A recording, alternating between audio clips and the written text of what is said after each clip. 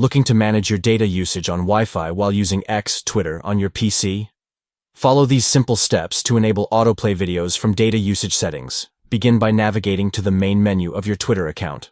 Locate and click on More to access additional options. Next, select Settings and Privacy from the menu to proceed to your account settings.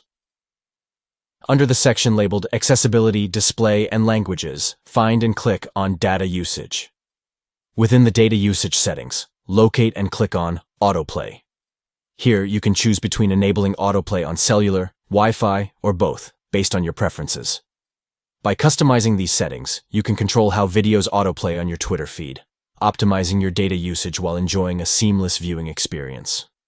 Take charge of your data usage and enhance your Twitter browsing experience by following these steps to manage autoplay video settings on Wi-Fi.